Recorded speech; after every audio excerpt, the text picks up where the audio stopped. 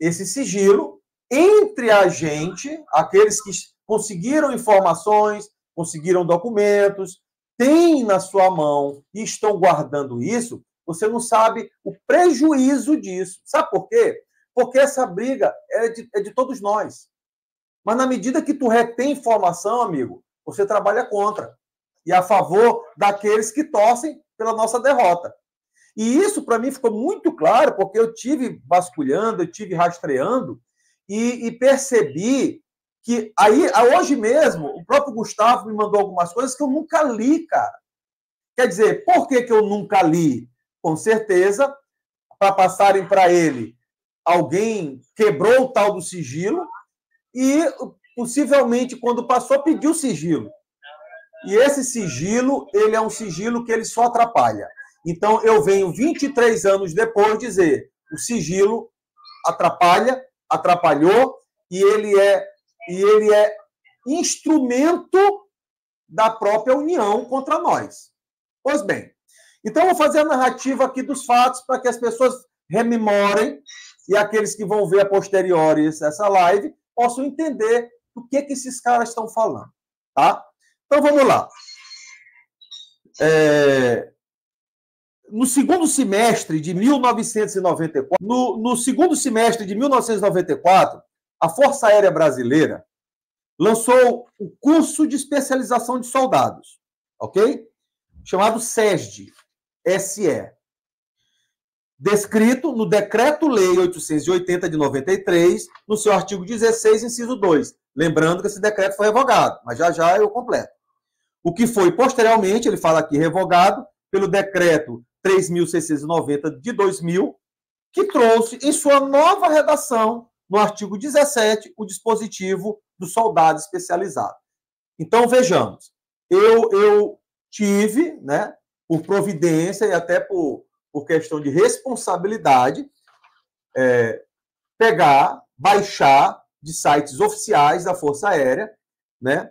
Eu vou ler primeiro o decreto 880 de 93, que foi revogado. Então, o decreto que trata do corpo de graduados da aeronáutica, né?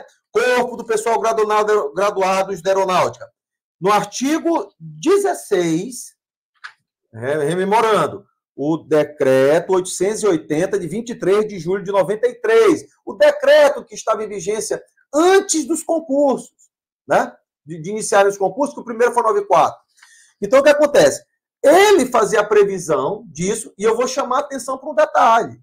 Veja bem, no artigo 16 aqui, inciso 2º, do CPGAE, que é o Corpo de Pessoal Graduado da Aeronáutica, no inciso 2º diz assim, o 16, o caput diz, os cursos de formação, de especialização e de aperfeiçoamento que constitui os cursos de carreira, gravem isso, os cursos de carreira do CPGAE são os seguintes.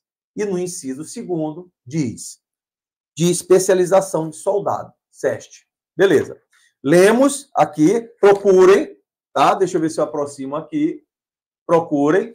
Está lá. Isso aqui é um documento, por mais que foi revogado, mas era o que estava em vigência na época do concurso, do início. Pois bem, aí então vamos lá, pessoal. Então vamos para o que estava em vigência, o que está em vigência, que é o decreto número 3.690, de 19 de dezembro do ano 2000. Ele, no caput do artigo, então, 17, né, diz o seguinte, repete, né, o texto daquele 16, do anterior, dizendo, os cursos de formação de especialização e de aperfeiçoamento que constituem os cursos de carreira do CPGAE são os seguintes. No inciso 2º, já do artigo 17, diz, de especialização de soldados. Isso quer dizer o quê, senhores? São documentos oficiais que dizem o quê? Que o curso SESD é um curso dado a militares de carreira. Ok? Está aqui. Então, é o regulamento da própria força. Pois bem, a época foi realizada por meio de concurso público federal. a seleção de jovens com idade entre 18 a 24 anos, né? Independentemente de já terem ou não prestado serviço militar obrigatório. Isso é legal, essa parte aqui. Por quê? Independente, porque existem duas situações que daqui a pouco eu vou citar. E que isso está sendo usado por militares da Força Aérea para confundir os magistrados, para confundir aqueles que estão analisando o caso. E fazem isso, eu não posso crer que seja por desconhecimento, talvez por técnica, tática, manobra, para poder ter argumentação. Então, lembrem aqui o que eu estou dizendo. Existem duas realidades que compuseram os que prestaram o concurso. Nós temos militares que estavam na ativa, que podiam fazer, e militares e pessoas civis comuns que foram lá, se alistaram, foram dispensados por excesso contingente, por alguma deformidade, alguma situação extra, arrimo de família, ou foram lá, serviram o ano obrigatório e pediram tchau, que eu não quero isso para mim. Porque eu penso numa carreira militar de outra forma. Duas situações. Gravem isso aí. Tá? Do Sérgio. Aos aprovados...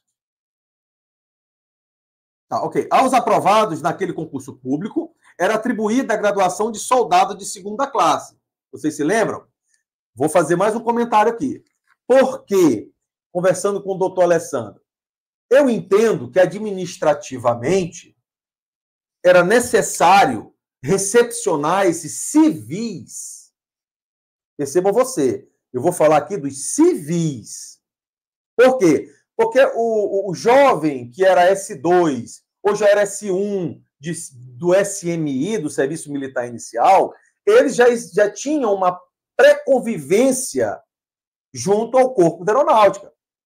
Então, poderiam até saber de alguma coisa. Mas o civil, não. O civil tinha um edital em mãos que oferecia a ele uma oportunidade de uma carreira na Força Aérea Brasileira.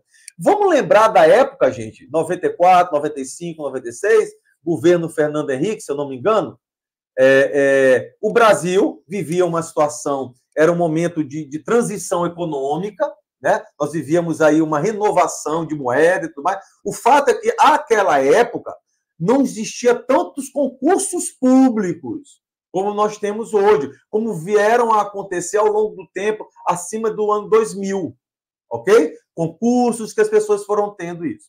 Não tinha. Eu não sei se vocês se recordam, se eu estiver errado, que alguém da aeronáutica me corrija. Mas naquela época, para ser militar da FAB, você entrava ou por S1, soldado especialista, ou soldado especialista da aeronáutica, ou você entrava pela AFA. Porque não tinha concurso para sargento para civil. O que veio ocorrer em outubro de 95, eu digo porque eu estava saindo do curso de formação, quando nós estávamos ali, aí eu me lembro que era dito, aí com tanto tempo você vai a cabo, que é uma progressão interna, né? E depois, tanto tempo a sargento. E aí o que acontece? Em outubro de 95, quando minha turma estava saindo, abriu o concurso para civil. E aí o que foi, na verdade, que aconteceu para esses militares? Eles entraram em escalas de 24 por 24, como se fosse do SMI, prejudicando esse cidadão de estudar e de competir com quem estava lá fora. Então, perceba você, te ofereceram uma carreira, te ofereceram uma progressão, cortaram tudo isso de uma hora para outra, te colocaram numa condição de desigualdade com os outros, né? E te disseram que curte a viagem porque tu só tem 6 anos.